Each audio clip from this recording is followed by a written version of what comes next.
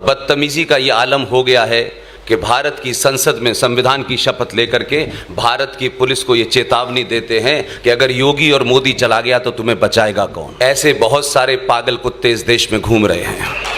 पागल कुत्तों के सामने मंत्र पढ़ने से पागलपना नहीं जाता जब तक गोली न मारी जाए। जो ये बार बार कहता है कि ये हिंदुस्तान किसी के बाप का नहीं है, उसको अपने बाप का पता नहीं है। इस देश में ये बिन बाप की औलादें घूम रही हैं और इस देश के बाप की चिंता कर रही हैं। अगर इस राष्ट्र का कोई बाप है तो वेद व्यास है। अब ये अपने बाप को ढूंढने लगे हैं क्योंकि बाप आ गया है।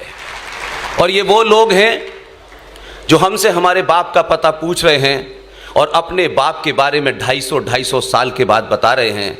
जैसे कश्मीर में एक फारूक अब्दुल्ला नाम का मक्कार जिहादी, उसको 200 साल बाद पता चला कि 1722 में उसके पूर्वज कौल ब्राह्मण थे। अब ये अपने बाप को ढूंढने लगे हैं क्योंकि बाप आ गया है। उससे पहले बाप को नहीं ढूंढते थे, ये किसी के भी बाप के बारे में पूछते थे। एक और मक्कार था जिसने इस देश को एक लेमन चूस की गोली पकड़ाई और आप उस लेमन चूस को चूस रहे हैं। उस मक्कार का नाम था मोहम्मद इकबाल, जिसने भारत का तराना लिखा। इस देश के मक्कार राजनेताओं ने, लालची राजनेताओं ने, चाटुकारों ने बिना समझे ऐसे सड़क छाप लोगों को महान बना दिया है। उसको भी अपने बाप का पता चल गया था कि उसके माता पिता जो थे सप्रू ब्राह्मण थे।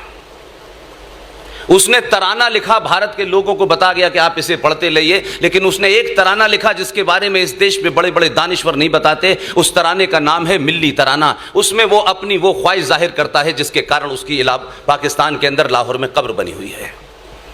हम बिना जाने बिना सोचे किसी सब्जेक्ट के बारे में जानने बगैर हम बहुत सारी चीज़ों के एक्सपर्ट हो जाते हैं। इसलिए मेरा मानना है कि अभी हाल में एक घटना घटी है आपके शहर में। आपके शहर में आने से पहले मैं बहुत गुस्से में था, बहुत ज़्यादा गुस्से में था। और इसलिए था कि मैं पागल कुत्तों से कोई उम्मीद करता नहीं हूं। पागल कुत्ते वही करते हैं जिस तरीके से एक पागल कुत्ते ने अपनी बहन का सुहाग चौराहे पे उठकर मार दिया, इस समाज ने उसके ऊपर प्रतिक्रिया नहीं दी, किसी ने नहीं दी।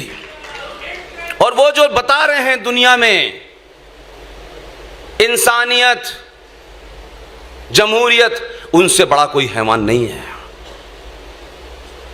इसलिए कुछ चीजों को सच सच समझिए।